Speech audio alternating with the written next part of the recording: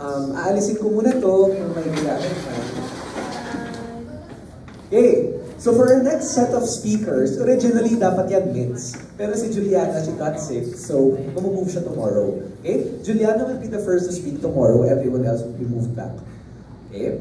So, going back, itong next 3 speakers siguro in one word, tungkol sa pagiging active. Active in the sense na someone here, si Rams, to talk about activism. We have Monica, to talk about how we can be much more active in participating in the problems of the educational system. And itong kay Neo, literally active, in active transportation. So let's see, no? Ano ba ang kahulugan ng pagpapaka-aktibo ngayon sa lipunan natin, given various problems? Now, maganda yung tanong na iniwan ni Lance sa atin. Given all those problems, what's next? And yan yung pag-uusapan ngayon ni Rance. Okay. So we have with us Rance Christian A. Barlis, an incoming 4th year undergraduate student from BS Statistics and the current DOST undergraduate scholar. He comes from a middle-class family from the province of Nueva Ecija. He is a consistent honor student, or he was, no, sabi niya rito, no, before entering UP. He tends to learn a lot from people that surround him, and the person he is now, to him, no, is built by the experiences with the people that he has come to know along the way. He grew up upholding the values that his parents taught him, only to realize that those values can sometimes mean nothing in an otherwise unjust society. To talk about activism in the context of what if I was the one holding the gun, palapakan natin si Rance.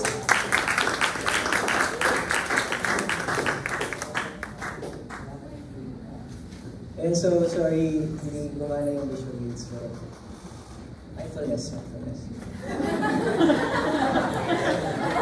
Mindfulness, Next time, ano ba tayo? Go. Hindi pula't dilaw, tunay na magkalaban. Ang kulay at tatak ay di siyang dahilan. Hanggat marami ang lugmok sa kahirapan at ang ustisya ay para lang sa mayaman. Kalabitin mo ang gatilyo. Ikulong mo sa likod ng mga rehas. Ibaling mo sa aktivismo. Ang mga balang simulat sa pulay nakatutok na sa kanilang mga ulo. Mahigit siguro sa 10 taon na ang nakalilipas mula nang namulat ako sa konsepto ng komunismo. I think it was around grade school nang marinig ko itong kwento na to sa mga kapitbahay namin. Yung isa daw naming kapitbahay na matagal nang wala sa kanila ay isang komunista. Komunista kung bansagan dahil sa 2 dahilan.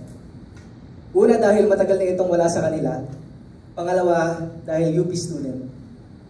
Yun lang ang kaya nilang yun lang ang impormasyon na kaya nilang ibigay para masabi nila, para mabansagan nilang komunista siya. Lumipas ang panahon, tumungtong ako sa kolehiyo. This time ako naman ang UP student. And the funny thing is, after so many years, sa pangalawang pagkakataon, ngayon ko lang ulit narinig ang salitang komunista. And as much as I want to unhear those words that are being blatantly pointed at me, at UP students, na-realize ko kung gaano kalalim ang pagkakalimbag ng konsepto ng panrerenta sa ating bansa.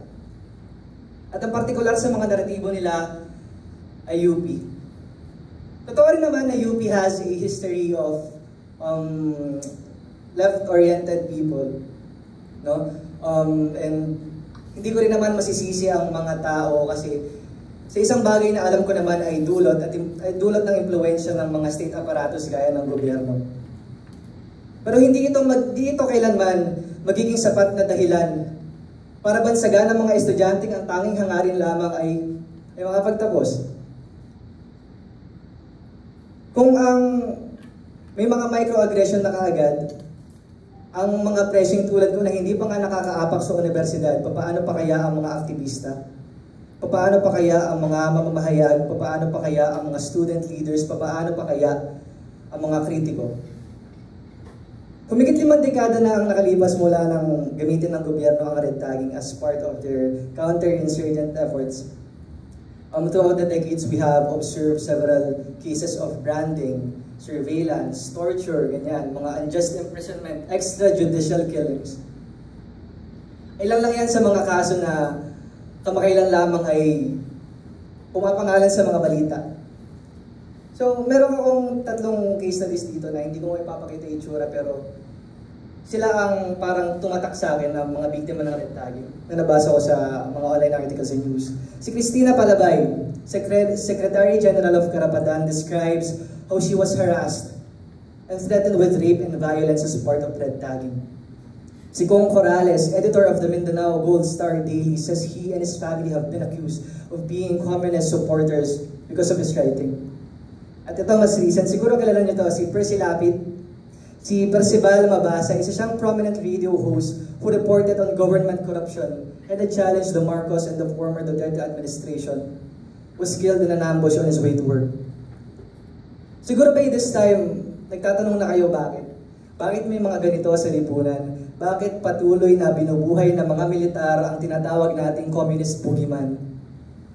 Bakit patuloy ang pagkakaroon ng terrorist labeling na alam naman nating lahat ay walang patutunguhan? Simple.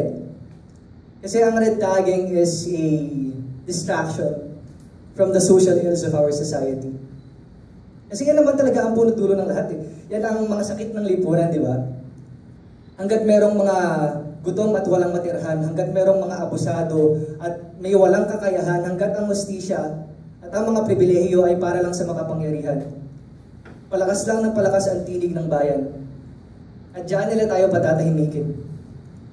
Yan ang naging sandigan ni Jose Maria Sison, ni Jowa Sison, sa pagtatatag niya sa CPP-NPA o ang Communist Party of the Philippines at ang armed wing nito na ang New People's Army.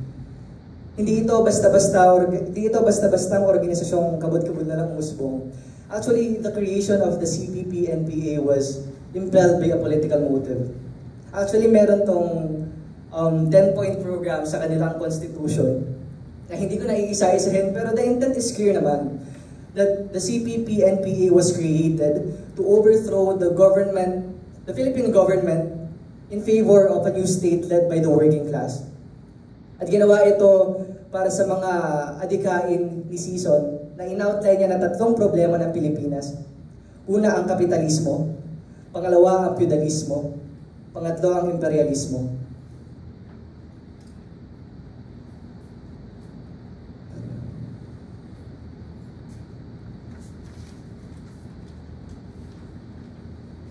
Pero this does not serve to justify their means. No?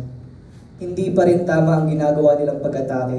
Kahit na sabihin natin hindi terroristic acts ang mga ginagawa nila, kahit parang mga simpleng rebellious acts, mga political crimes na ang target nila, ang specific target nila ay ang military and government forces at hindi ang mga civilian. Pero hindi natin maikakaila na sa history na pag-atake nila, merong nadami ng mga civilian. Kaya this begs the question, sino ba ang tunay na kalaban? Kininong baril ba ang mas makasalanan? Ang baril ng sundalo o ang baril ng komunista? If I was the one to hold the gun, kininong baril ang aking hahawakan? Pero ang tanong na yan, hindi ko talaga mabibigyan ng kasagutan kasi masyado pa akong nabubuhay sa pribilehiyo para magbigay ng katwiran.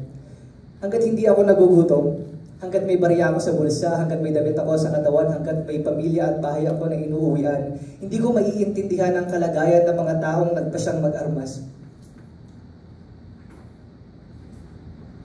Hindi ko sila maiintindihan. Kaya kahit ilang rally pa, kahit ilang aktivismo pa, kahit ilang kilusan pa ang aking matunghayan, kahit ilang partisipasyon pa sa mga diskusyong sosyo-politiko ang aking salihan, feeling ko hindi ko pa rin magagawang ialay ang buhay ko sa kabundukan. Hindi ko kayang talikuran ang mga kaya rami-rami kong pinangahawakan. Marami sa atin ang may mga pangarap na hindi natin kayang pakawalan. Marami sa atin ang may mga pamilya at kaibigang hindi natin kayang iwanan.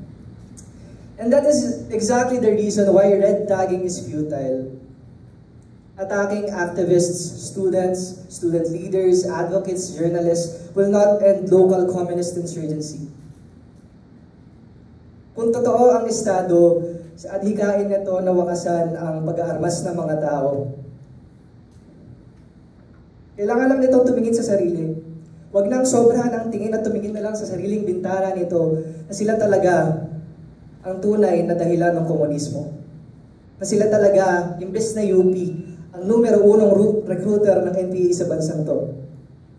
Kaya, dahil time na, bilang pagtatapos, ang pamagat ulit ng speech ko is, what if I was the one holding the gun? Yung pellet gun. Diba? Hindi ako police, hindi ako NPA, hindi ako sundalo, ako si Rans. Ako'y isang sibilyan. At tulad ninyo, ako'y isang scholar ng bayan. At sa araw-araw na pakikipagsapalaran sa lipunan, nakakatakot isipin na may isang gabing baka bigla ka na lang mapagbalingan. Kaya kung makita niyo mang sugatang nakahandusay sa lansangan ng duguan kong katawan, huwag kang pumikit, manahimik o magbulag-bulagan kasi ang punto talaga nito, bukod sa kritisismo at paglalahad ng hangaring pagbabago ay para rin malaman ninyo kung gaano kadaling mapagbintangan sa isang lipunang walang pakialam sa iyo.